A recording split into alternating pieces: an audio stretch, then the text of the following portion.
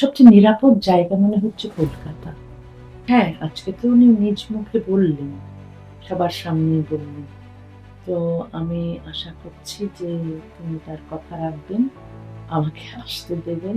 অনেক বড় শান্তি। এখন আমি জানি আমি আসতে পারবো। আমি বইমেলায় আসতে পারবো বা আমার যখন খুশি ইচ্ছে যদি হয় আমার, আমি আসতে পারবো। সেটা আমি আশা করিনি। কারণ আমি তো বাক স্বাধীনতায় বিশ্বাস করি, মত প্রকাশের অধিকারে বিশ্বাস করি। ভিন্ন মত হলেও তাকে কিন্তু আমরা কথা বলতে পারি। নমস্কার, এই সময় লাইভে আপনাদের স্বাগত। আমি শিলাদিত্য। আজ আমরা মুখোমুখি তসলিমা নাসরিনের। তসলিমাদি, স্বাগত জানাচ্ছি। তসলিমাদি, মাত্র কিছুক্ষণ আগে অনুষ্ঠান শেষ হয়েছে, ভরা ছিল, আমরা দেখলাম একেবারে চারিদিকে। কেমন লাগলো? খুব ভালো লেগেছে, খুবই ভালো। এই রবীন্দ্র সদনে আগে কত অনুষ্ঠান করেছি, কত কবিতা পড়েছি, কিন্তু এইবার একটা ভিন্ন। তসলিমাদি, মানুষের প্রত্যাশা আপনাকে কেন্দ্র করে প্রচুর। আপনি যখন কলকাতা বিমানবন্দরে পা দিয়েছেন তখন থেকে এখনো পর্যন্ত সাংবাদিকদের উপস্থিতি অবশ্যই করে প্রচুর মানুষ আপনার কাছে আসার জন্য, অটোগ্রাফ নেবার জন্য, ছোবার জন্য, সেলফি তোলার জন্য ব্যতিব্যস্ত হয়ে রয়েছে। এই যে ফিলিংসটা, এটা কেমন দেখলেন? আমি জানি যে সাধারণ মানুষ আমাকে ভালোবাসে, সেটা আমি জানি, বিভিন্ন ভাবে জানি, চিঠিতে, ফেসবুকে, টুইটারে, বিভিন্ন ভাবে। তো তো সমস্যাটা তো ছিল যারা রাজ্য শাসন করছে তাদের নিয়ে, না? তারা হয়তো আমাকে পছন্দ করে না। কিন্তু সাধারণ মানুষের ভালোবাসা আমি আগেও পেয়েছি, এবারও পেলাম। এবং এইবার ব্যতিক্রমটা হচ্ছে যে সরকার থেকে আমাকে মেনে নেওয়া হয়েছে। সরকার আমাকে সম্বর্ধনা দেবে এটা তো আমি আসলে কল্পনা করিনি। আমি ভেবেছি সিকিউরিটি দিয়েছে, নিরাপত্তা রক্ষীর দরকার ছিল, সেটা তো সব রাজ্যেই দেওয়া হয় যেখানে যাই।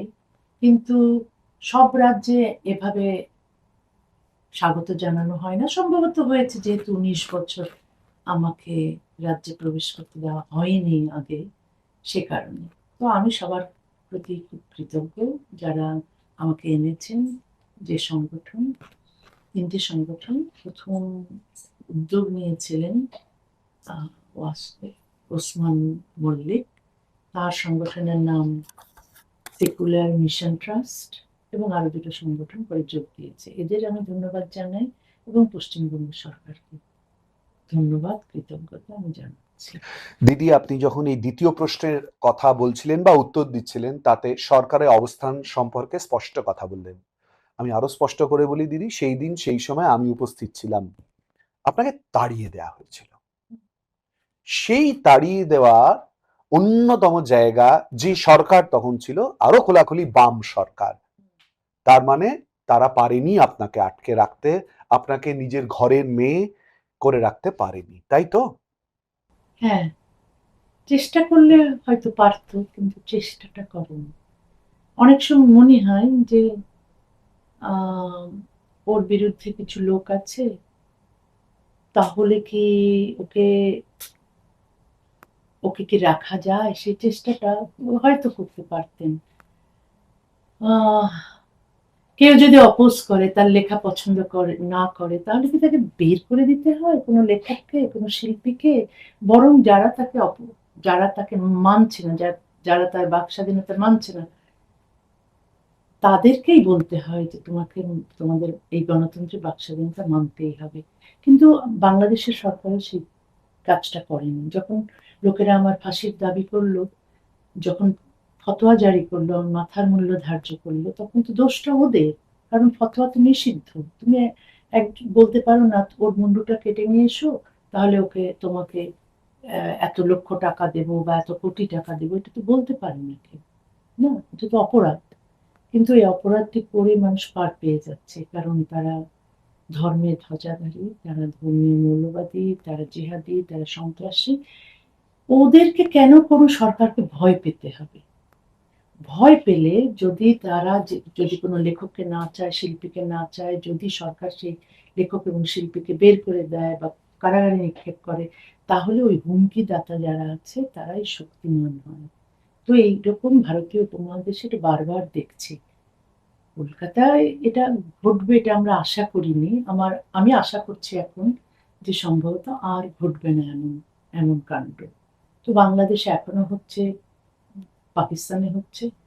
আমি আশা করি যে পুরো উপমহাদেশে ভিন্ন মত থাকলেও তার বিরুদ্ধে কোনো হামলা হবে না, সরকার কোনো ব্যবস্থা নেবে না, তাদের তাড়াবে না, তাদের কারাগারে নিক্ষেপ করবে না।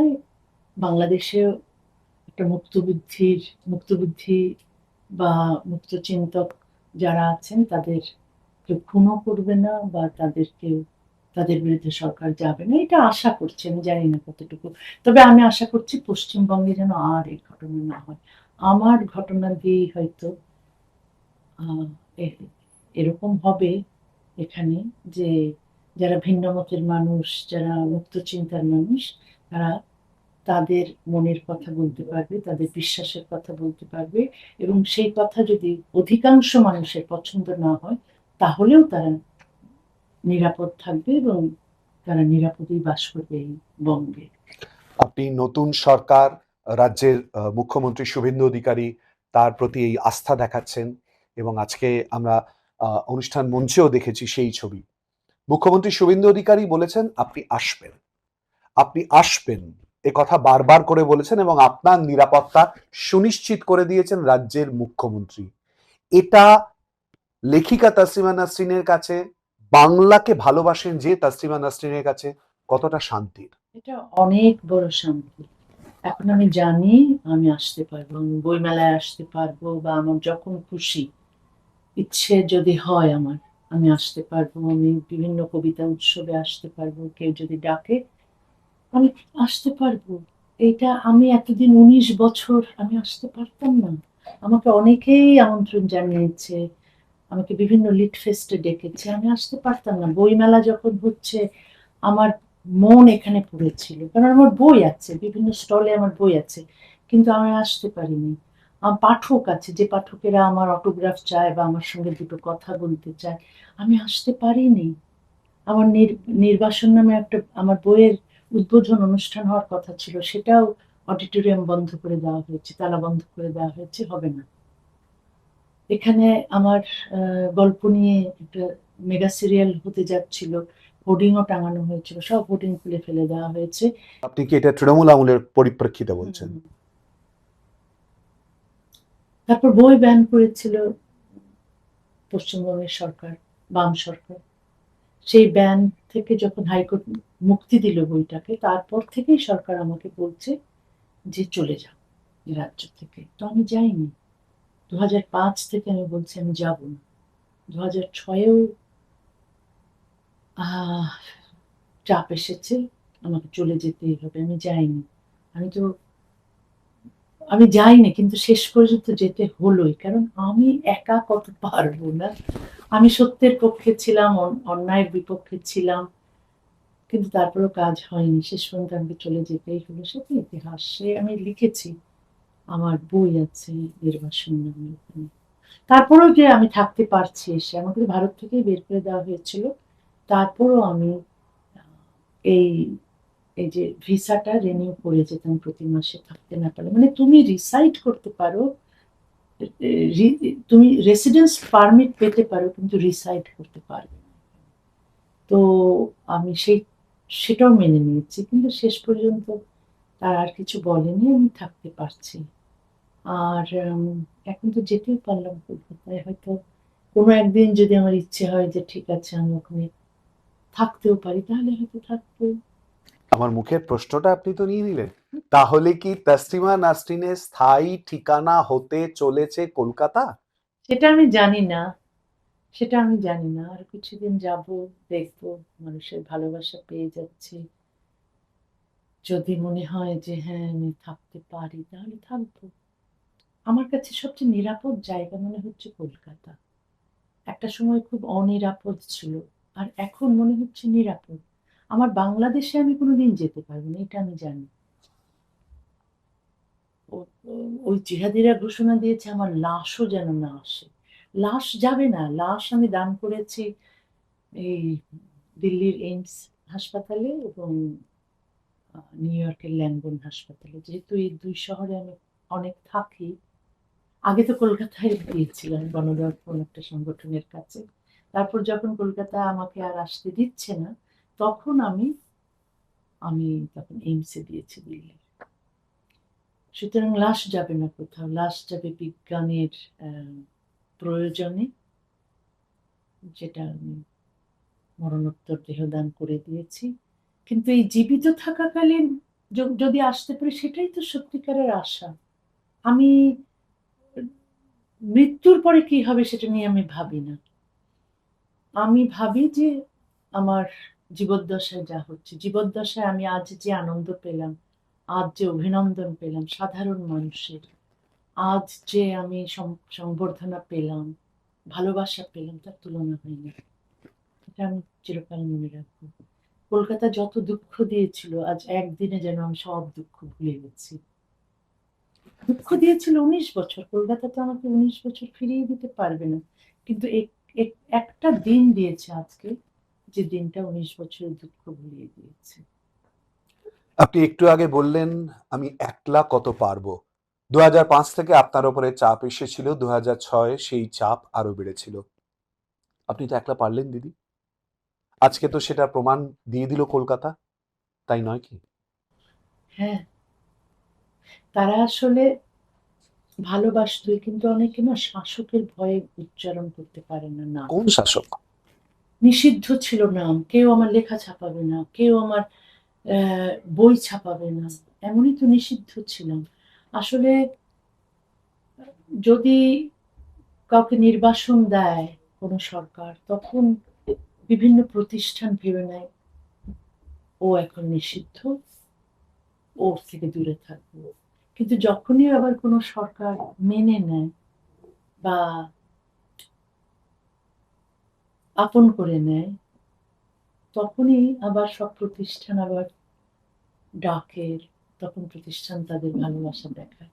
সুতরাং প্রতিষ্ঠানের চেয়ে আমি বেশি আমি বেশি কাছের মনে করি আমি সাধারণ মানুষ, যারা নিরীহ, যারা সাধারণ একেবারে, যারা শক্তিমান নয়, কিন্তু তারা আমাকে যেভাবে ভালোবেসেছে নিঃস্বার্থভাবে, সেটা আমাকে বেশি স্পর্শ করে।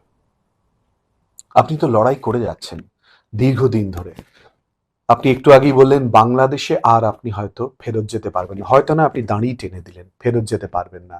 সেক্ষেত্রে কলকাতা বা পশ্চিমবঙ্গ যে হারে আপনাকে আপন করে নিয়েছে, আপনি রাজ্য সরকারের কথা বারবার বলছেন, যতটা নিরাপদের জায়গা তৈরি করেছে, আপনি এই রাজ্য সরকারকে শপথ নেওয়ার পর থেকে এখনো পর্যন্ত আপনি খুব খবর রাখেন চারিদিককার কি হচ্ছে না হচ্ছে। আপনি মনে করেন আশ্বাস আছে এবং আশ্বস্ত হচ্ছেন? হ্যাঁ, আজকে তো উনি নিজ মুখে বললেন, সবার সামনেই বললেন। তো আমি আশা করছি যে তিনি তার কথা রাখবেন, আমাকে আসতে দেবেন। আমি যদি বাস করতে চাই, থাকতে চাই, তাহলে তা থাকতেই দেবেন। এটা আমি আশা করছি। এখন কথা তো দিয়েছিল আগের বাম সরকারও। কিন্তু কেউ আবার কথা রাখে, কেউ আবার কথা রাখে না। তবে আমি আশা করছি এই সরকারকে আমি যতটুকু দেখলাম, আমাকে তো কোনো সরকার ইনভাইট করেনি এখানে আসার। করেছে একটা ছোট্ট অর্গানাইজেশন। তো যখন সরকারের কাছে নিরাপত্তা চেয়েছিল এই অর্গানাইজেশন, তখন নিরাপত্তা দেবে বলেছিল এবং এটাও বলেছিল যে তারা অনুষ্ঠানে আসবেন। তো উনি এসেছেন। এত ব্যস্ততা তার, তারপরও তিনি তার ব্যস্ত সময় থেকে কিছুটা সময় বাঁচিয়ে তিনি আমার সম্পর্কে বলেছেন এবং উপহার দিয়েছেন। তো আমি সেই জন্য খুবই কৃতজ্ঞ এবং আমি আপ্লুত। এই অনুষ্ঠানে মুখ্যমন্ত্রীর সঙ্গে আপনার সামনাসামনি সাক্ষাৎ হলো, তার আগে রাজ্যে আসার বিষয়ে আপনার সঙ্গে কি মুখ্যমন্ত্রীর টেলিফোনে কোনো কথা না, হয়েছিল? মানে সামনে সাক্ষাৎ এবং কথা সবই আজকেই সবই হলো। আজকে। সবই আজকেই হলো। দিদি, আমি মানে বিস্তারিত লেখাপড়ার জায়গায় বা আপনার লেখনির জায়গায় এই মুহূর্তে যাচ্ছি না। কলকাতায় আসা আপনার অনুষ্ঠান, যাতে মানুষ এই মুহূর্তে আবেগ আপ্লুত হয়ে রয়েছে, তার পরিপ্রেক্ষিতে থাকবো। কিন্তু একটা বিষয় না বললেই নয়, আপনি আমন্ত্রণ জানালেন মঞ্চে আসার জন্য কবি জয় গোস্বামীকে। সেই মুহূর্তে একটা প্রতিকূল পরিস্থিতি তৈরি হলো। আপনার কি মনে হয়? সেটা আমি আশা করিনি। কারণ আমি তো বাক স্বাধীনতায় বিশ্বাস করি, মত প্রকাশের অধিকারে বিশ্বাস করি। এখন তার রাজনৈতিক ভাবনা ভিন্ন হতে পারে, কিন্তু উনি তো বাংলা ভাষার একজন বড় কবি। তাকে তো মঞ্চে আমি ডেকেছি, তো ভালোবেসে শ্রদ্ধা সহ ডেকেছি। তো উনি যদি মঞ্চে আসতেন, উনি আমার উপর একটা কবিতা লিখেছেন, সেটা করতে চেয়েছিলেন। তারপর তিনি আমাকে বই উৎসর্গ করেছেন। তো আমি ভিন্ন মতের জেনেও কিন্তু তিনি আমাকে সমর্থন করেছেন।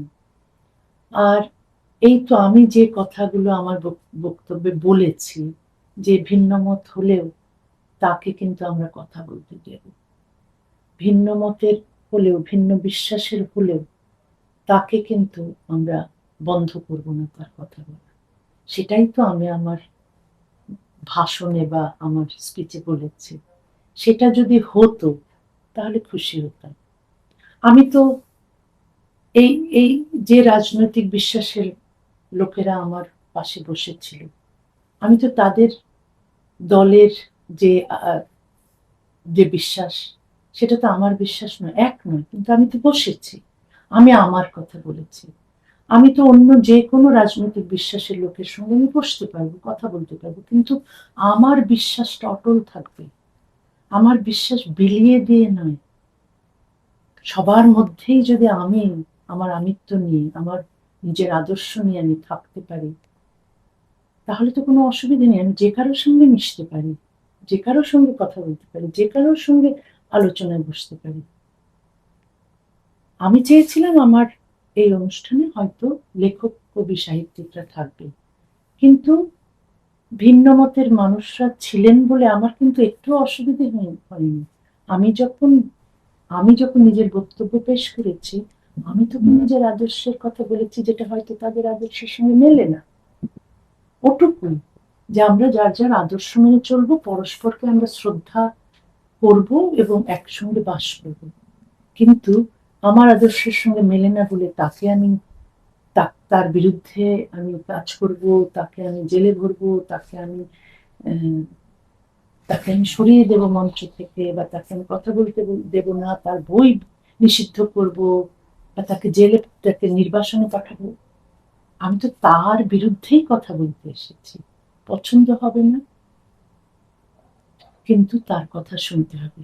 সেই সমাজে, সভ্য সমাজ, যে সমাজ ভিন্ন মতের মানুষকে মানুষের ভিন্ন মতের মানুষও যে সমাজে নিরাপদ, যার মতের সঙ্গে অধিকাংশ মানুষের মত মেলে না, সে যদি নিরাপদে বাস করতে পারে, সে যদি তার কথা নির্বিঘ্নে বলতে পারে, সেটাই সভ্যতা। তসলিমা দি, আপনি আপনার কনটেক্সটে বলছেন, আপনার মুক্ত চিন্তা নিয়ে বলছেন। তসলিমা নাসরিন বিতর্কিত, এ কথা বারবার করে চলে এসেছে। আমরা আমাদের বিতর্কিত বিতর্কিত না, একটা সময়ে আমি দেখেছি ইউরোপে বিতর্কিত যে, তাকেই তারা মূল্য দেয়। তুমি যদি বিতর্কই এই স্থবির সমাজে সৃষ্টি করতে না পারো, তাহলে কি কাজ করলে এতকাল লেখালেখি করে?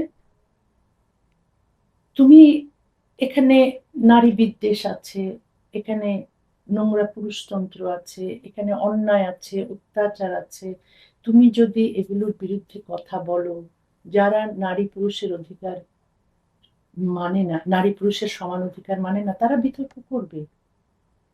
তুমি যদি নারীর সমান অধিকারের কথা বলো, নারী বিদ্বেষীরা বিতর্ক করবে। তুমি যদি পুরুষতন্ত্রের বিরুদ্ধে কথা বলো, পুরুষতান্ত্রিক মানুষগুলো বিতর্ক করবে। তারা মানতে চাইবে না। তুমি যদি ধর্মের বিধানের যে বিধান নারীর ওপর নিষ্পেষণ, নারীকে নির্যাতন করে, সেই বিধানের বিরুদ্ধে বলবে, ধার্মিকেরা বিতর্ক করবে। তারা বলবে যে না, তোমার কথা মানি না।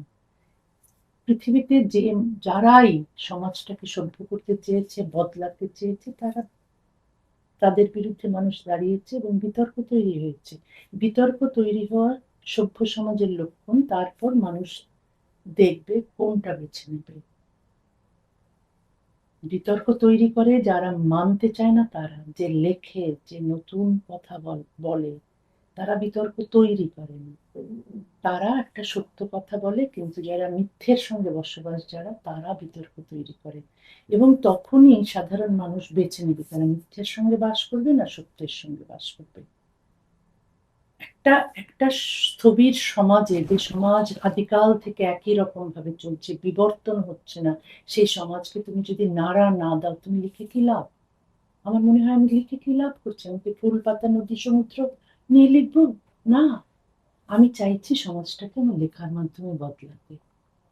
তাতে যে মানুষটা সমাজকে স্থবির রাখতে চাইছে, স্ট্যাগনেন্ট রাখতে চাইছে, কোনো বদল চাইছে না, কোনো বিবর্তন চাইছে না, তারা চিৎকার করে আর লোকে দোষ দেয় আমাকে, ও বিতর্কিত। আর যারা নোংরামো করছে, যারা স্থবির সমাজকে আঁকড়ে রাখছে, কারণ ওই সমাজে সে সুবিধে পাচ্ছে, যে নারী বিদ্বেষীরা নারীকে অবদমন করার, নারীকে নির্যাতন করার সুবিধা পাচ্ছে, ওই সমাজ তারা বদলাতে চায় না। নারীকে আর নির্যাতন করা যাবে না, নারীও শক্তিশালী হবে, এটা চাইবে কেন ওরা? তখন যদি তারা আপত্তি করে, তারা এই লেখকের বিরুদ্ধে বলে, তখন কি লেখক বিতর্কিত বলে তুমি তাকে একঘরে করবে? ও ও তো বিতর্কিত। মানুষ বোঝেই না এই বিতর্কিত মানেটা কি, কেন বলে। তার মানে সমাজটা এ পর্যন্ত যারা পৃথিবীতে যে কোনো সভ্য সমাজে এইভাবেই বদল ঘটেছে, এইভাবেই রক্ষণশীল লোকেরা, নারী বিদ্বেষী লোকেরা সেই নারীদের বিতর্কিত বলে আখ্যা দিয়েছে, ঘৃণা করেছে। যে মেয়েরা মেয়েদের ভোটাধিকার অধিকার পাওয়ার জন্য আন্দোলন করেছিল, তাদেরকে এই নারী বিদ্বেষীরা ঢিল ছুঁড়েছে, কারাগারে নিক্ষেপ করেছে, এদের বিরুদ্ধে নোংরা ভাষায় কথা বলেছে এরা বিতর্কিত। তারপরে কি মানুষ থেমে থাকেনি, সেই আরো নারী জন্মেছে যারা সেই ভোটের অধিকার চেয়েছে। ভোটাধিকার আন্দোলন তো 100 বছর চলেছে, কিন্তু এই 100 বছরে মেয়েরা কত নির্যাতিত হয়েছে ভোটাধিকার চাওয়ার জন্য। তাই বলে কি আমরা সেই সব লোকেরা যারা ঢিল ছুঁড়েছে নারীদের দিকে, তারা খুব ভালো কাজ করেছিল? আর যাদেরকে বিতর্কিত বলা হয়েছিল, তাদেরকে আমরা বুঝি না তারা আসলে ভালো কাজ করেছিল? শেষ পর্যন্ত নারীরা ভোটের অধিকার পেয়েছে, নারীরা সমান অধিকার পেয়েছে পাশ্চাত্যে। এবং এই সভ্য হতে একটা সমাজের কিন্তু অনেকটা সময় লাগে। তখন অনেকে নির্যাতিত হয়, এই অধিকার চাওয়ার জন্য তারা নির্যাতিত হয়, তাদেরকে একঘরে করা হয়, তাদেরকে ছুঁড়ে ফেলা হয়। আমি সেই রকম, আমাকে দেশ থেকে ছুঁড়ে ফেলেছে, নানা প্রতিষ্ঠান আমাকে নিষিদ্ধ করেছে, সেই অন্ধকার সমাজে বাস করছি। উপর থেকে দেখলে মনে হয় যে খুব সুন্দর সমাজ, খুব সভ্য সমাজ। কিন্তু যখন একজন লেখককে, যে লেখক সত্য কথা বলতে চায়, যে লেখক সমান অধিকার চায়, মানবাধিকার প্রতিষ্ঠিত করতে চায়, তাকে যখন দেশ ছুঁড়ে ফেলে, সমাজ ছুঁড়ে ফেলে, প্রতিষ্ঠান ছুঁড়ে ফেলে, তখন কিন্তু আমি বিতর্কিত নই। আমি তারা যারা আমাকে বিতর্কিত আখ্যা দিচ্ছে, তারা হচ্ছে সভ্যতার বিরুদ্ধে। আমার শেষ প্রশ্ন তসলিমাদি, বাংলাদেশ থেকে কলকাতা, আজকে তো আপনি উপস্থিত কলকাতাতে, এতগুলো সময় আপনার লেখনীর মধ্যে দিয়ে বেরিয়ে এসেছে, যাদের জন্য আপনার লেখনী গর্জে উঠল, সেই সমাজ, মহিলাদের পরিবর্তন, স্বাধীনতা, শিক্ষা, আপনার মনে হচ্ছে এই মুহূর্তে সেই জায়গায় পৌঁছেছে, না আরো কিছু দরকার? আরো অনেক দরকার, এখনো অন্ধকারে আছে আরো মানুষের। আমি তো এই জীবনে হয়তো দেখে যেতে পারবো না, কিন্তু যারা অনুপ্রাণিত হচ্ছে তারা এই লড়াইটা চালিয়ে যাবে। অবশ্যই আমরাও চালিয়ে যাব। তসলিমাদি, অনেক অনেক ধন্যবাদ আমাদের সঙ্গে এই আলোচনায় অংশগ্রহণ করার জন্য। এই সময় লাইভের তরফ থেকে অনেক শুভেচ্ছা তসলিমাদি। কিন্তু কোনোদিনই আপনাকে আমরা তো ছাড়িনি, ফাঁকা হাতে আমরা যাব না। তাই আপনার মুখ থেকে বিশেষ কিছু আবৃত্তি অবশ্যই করে শুনবো আপনার লেখা থেকে। কবিতা, কবিতার নাম কবিতা। আমি কবিতা লিখি না, আমি জীবন লিখি কাগজে, কবিতা লিখি না। পাহাড়ের চূড়োয় দাঁড়ালে যে হাওয়ায় সে শরীরে ধাক্কা খায়, সেটি লিখি। গভীর রাত্রিরে সমুদ্রের খুব কাছে বসে থেকে যে হু হু শব্দ শুনি জলের কান্নার, সেটি লিখি। নদীর নিকটে গিয়ে মাছের মাছরাঙাদের মানুষের কোলাহল লিখি। আমি কবি নই, এক পিপাসার্ত পথিক মাত্র। পৃথিবী ভ্রমণ করে করে ঘৃণার হিস হিস লিখি, যুদ্ধ লিখি।